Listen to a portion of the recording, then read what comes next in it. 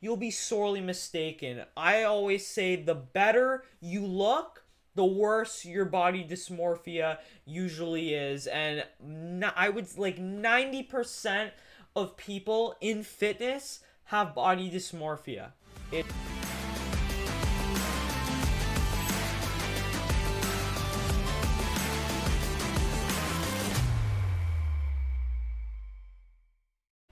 What is up, guys, and welcome back to the channel. In today's video, we are going to be taking a look at Will Tennyson's grueling bodybuilding prep because, yes, he's suffering and he is struggling, but that is the sport of bodybuilding. In my opinion, anyway, it is the hardest sport in the world. The mental fortitude and strain that you have to go through to diet to 4% body fat and then go to the gym at the same time, it's a freaking nightmare. So we're going to be reacting to Will's experiences with the diet so far, and he still has 2 weeks left, so he's not even done.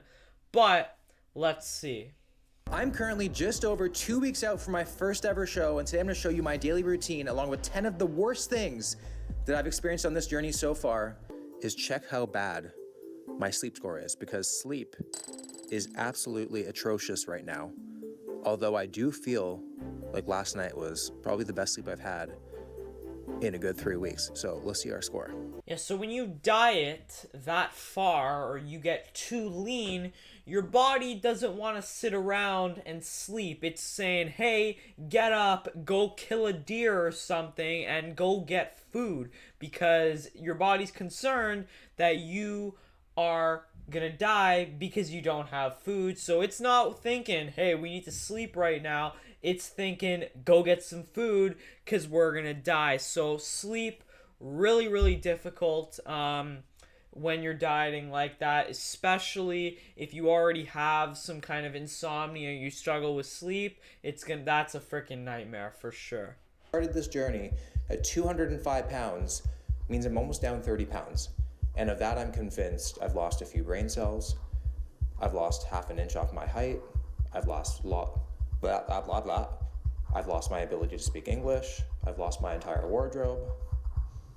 If only losing weight was as easy as losing everything else in my life. My keys, my wallet. You see, losing weight actually is really freaking easy. The problem is people are not educated on the matter and they don't know how to lose weight.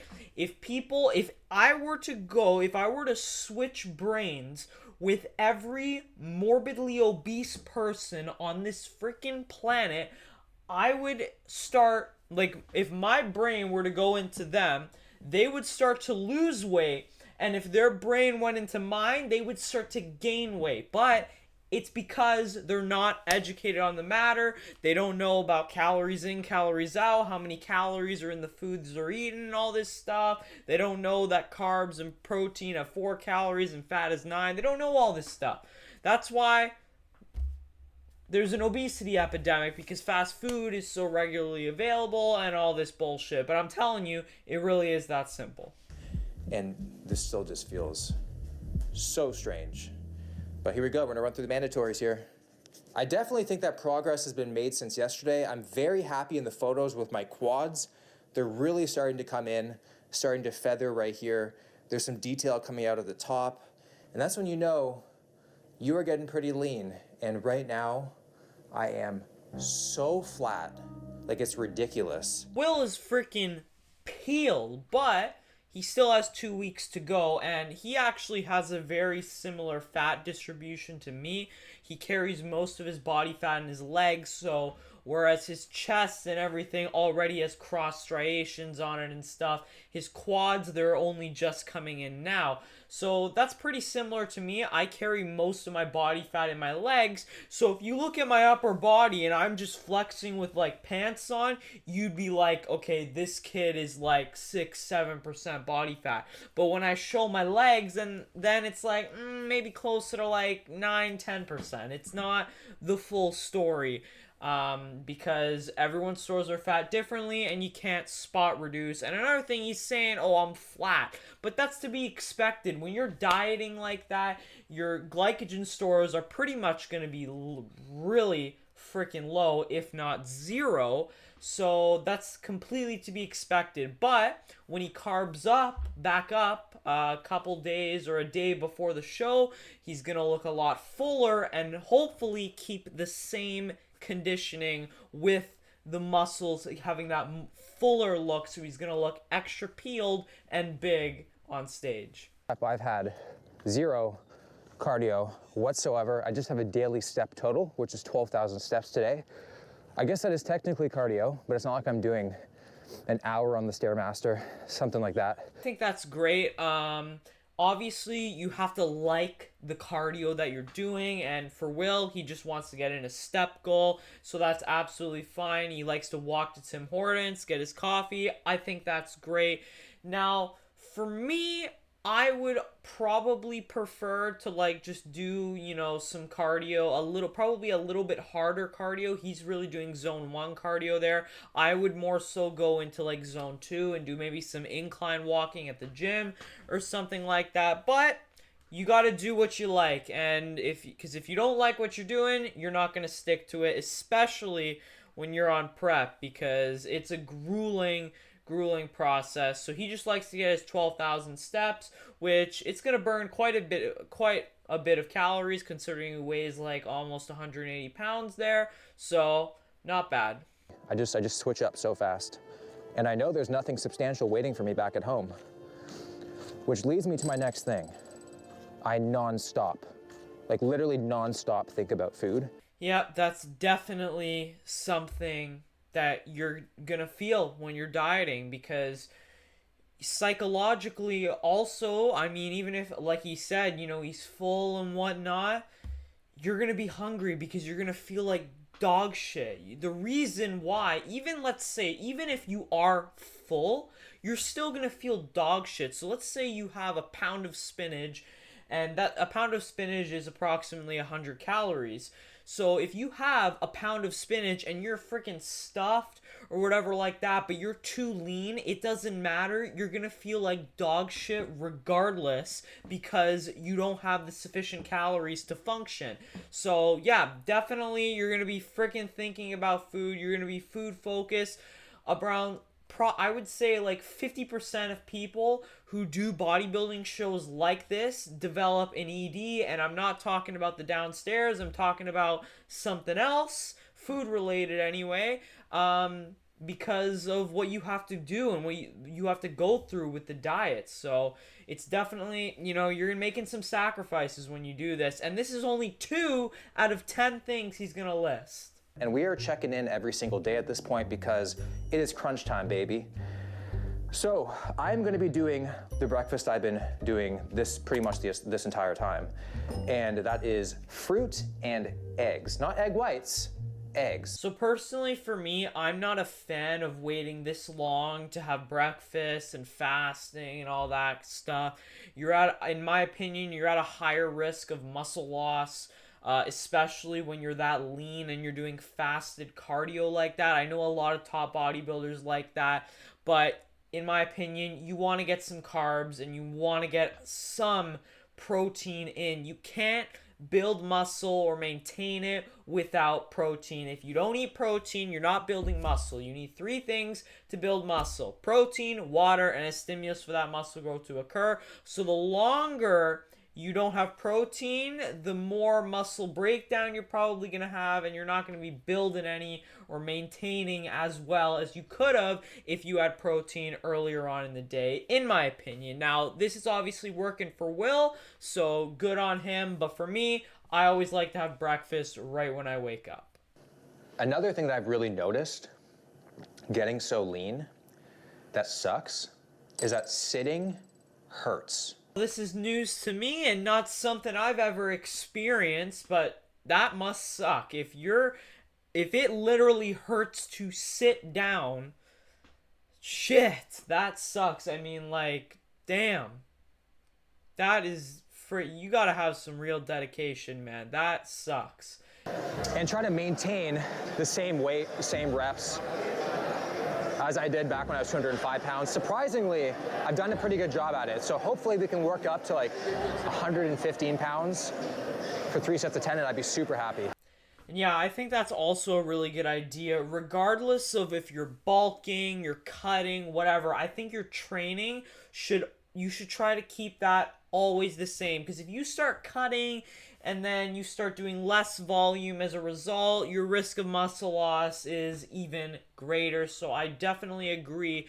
Train the exact same how you would if you're bulking, maintaining, or you're cutting. Keep that the same, and I feel like you're much more likely to reduce the amount of muscle loss you'll experience if you are dieting to this extent. I don't think that I'm not lean enough, not big enough. I never really look at my physique like that.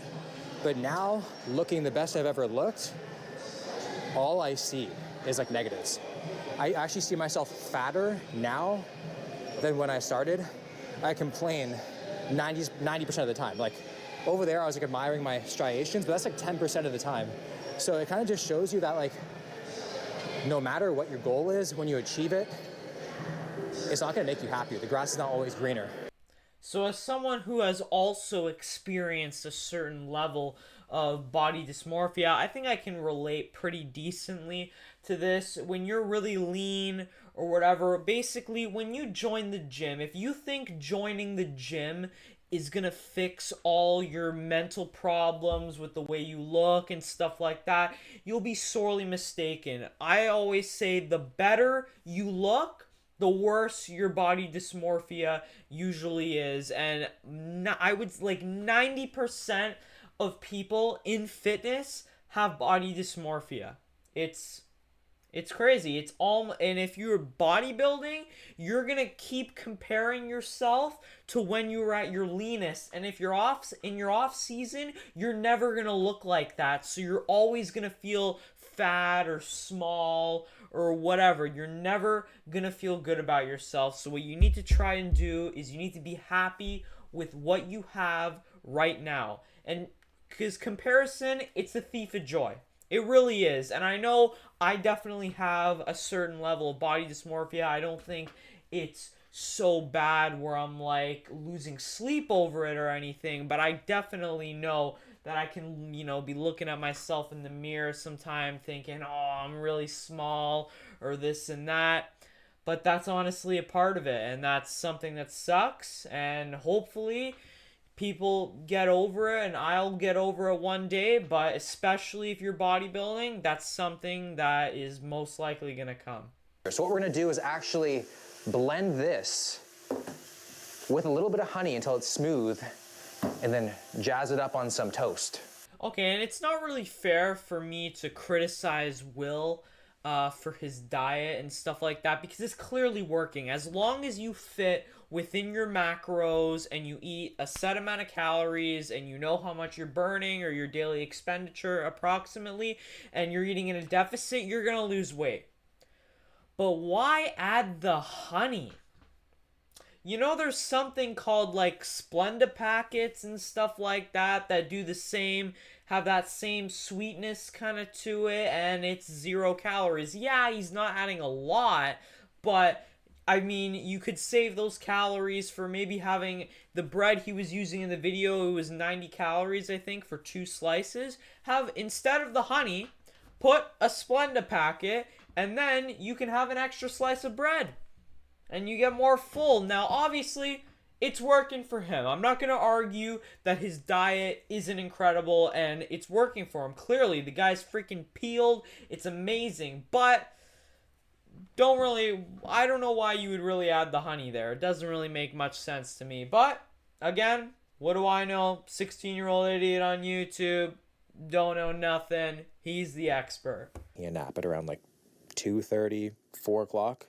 And I was never a nap person. I thought naps were solely for babies and old people. But I'm happily in one of those categories now. Well, I mean, you could kind of see that as a positive or a negative, but I would also say because he's taking those daily naps, that might also be a factor on why he's having poor sleeps during the night, because if you're sleeping during the day, you're not going to be as tired at night. But it's making him more tired during the day and stuff. So if you are tired and you need to take a nap, I think that's a fine idea. I kind of skipped over some of the gym stuff, but obviously he's having really low energy in the gym, and it's hard to find the motivation to push hard. I know what it feels like.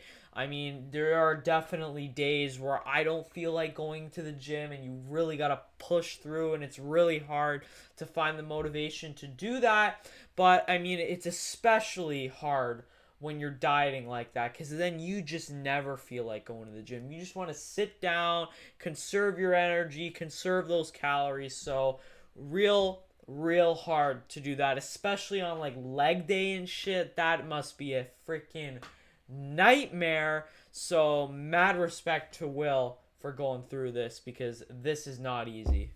And I'm sipping on this while I do some work, trying to do some work, because one of the really bad things that has probably been the worst of this entire prep has been the brain fog. In like long conversations, I start slurring my words. I get kind of like more anxious. When you don't have the sufficient amount of calories, your body just can't function properly. One, probably because he's not getting as good of a sleep, and two, he's not eating enough. So your brain can't function properly without enough calories, because it's just hyper fixated on we need food, instead of concentrating on whatever else you're doing. You really have no life when you do this. It is so all-consuming. I feel like dandelions have more exciting lives than me. And that is why I believe, anyway, bodybuilding is the hardest sport in the world, because the sport never leaves you. Let's say, you're playing soccer or whatever. When you're off the pitch, you can be more flexible with your diet. You can, let's say Cristiano Ronaldo or whatever, one day he was real hungry and he just eats a whole pizza. It's not going to be that detrimental to him. Yeah, maybe he'll be a little bit lethargic or whatever, and but the next day he's back playing soccer and he burns a shit ton of calories from playing soccer, so it's okay. You can just do that in other sports. But in bodybuilding, if Will did that, that's gonna set him back big time. You can't have fun and do shit like that when you're a bodybuilder, because everything you do in your life can affect how your physique looks. And that's why I think hardest sport in the world, because it never leaves you. You're constantly engaged in it. You're constantly fighting the urge for all these cravings, whereas in other sports, like powerlifting, for example, you can eat whatever the hell you want. You can get big and fat. All you gotta do is perform a 1 rep max or whatever. You don't have to worry about that at all. Like let's say if you're training for powerlifting and you do some bench press in the gym and you're like, you know what, I kind of just want, I want some pizza today or whatever. Frick, you eat the whole thing. Doesn't really matter. In bodybuilding, that's a major setback. So yeah, definitely can understand that feeling. At this point of the day, volume is the only thing that matters. It's the only goal. So because of that, we have deployed the anabolic Avengers. Now, I rely on these foods like strip club owners rely on daddy issues. There it is. Volume is king. If every single obese person on this planet could get that through their head and figure out that vegetables have hardly any calories and there are low-calorie condiments that exist that you can put on those vegetables, and you can just have a big freaking salad and you can be stuffed to the absolute gills. Because let's be honest, the majority of people cheat on their diets because they're hungry. And I get it. For some people, for those really obese people, it's probably harder for them. They have more ghrelin, more fat cells. It's harder. But if they just ate a big freaking salad with some low calorie dressing on it, they can get as full as they want and they're not going to get fat because they're going to be so full they won't have time, or they can't fit in the cookies and all the snacks and everything like that. And the same thing applies in bodybuilding. Vegetables, fruits, all low calorie dense foods, crucial for making you feel full and satiated. And I'm really glad that Will has the, I don't remember what he said, anabolic Avengers or whatever, or the volume Avengers, whatever. If it's making him full, allowing him to stick to his diet, that's what's key. I started this process in October, so it's like 6 months of doing this, and I'm definitely a different person. I feel like I don't get excited for the same things that I normally would. I feel like I don't show as much emotion. I don't react to things in a certain way. That's another thing you have to consider, and if you have like a partner and stuff like that, they need to be really understanding of your situation like that, and they need to accept that you're going through a hard time or whatever, because bodybuilding, the prep, is a grueling process. You're gonna get hangry really easily. You can get, you know, I know anyway, from my experience, I mean, I obviously haven't dieted, but just me, when I get hungry, I can't I find it very difficult to focus on what I'm doing, because all I'm thinking about is the next meal. When I'm like hungry, let's say we're out somewhere and there's no food, or we're at a restaurant and it's like 2 hours, we still haven't got our food and shit like that, I can just get pissed off at things that would normally not make me angry, and it's like my whole personality can change just because I'm hungry. So I can't imagine what it's like for Will right now, but those are his 10 things, those 10 grueling things that you have to accept if you're going to do a bodybuilding prep, and I will be accepting some of those things real soon. Now, obviously, I'm probably not going to diet to Will's level because it's going to be my first show. Obviously, it's his first show too, but he's going to go in to win it, whereas I'm doing it more so just for the fun of it, see if I like it, and all that kind of stuff. But that's going to wrap up this video. Will Tennyson, if you're watching, freaking love your videos, man, and I wish you good luck at your contest. I mean, I know you got body dysmorphia from this and you think you're fat or whatever. Bro, that is the dream natty physique right there. Unbelievable. But thank you so much for watching, and I will see you in the next one. Peace.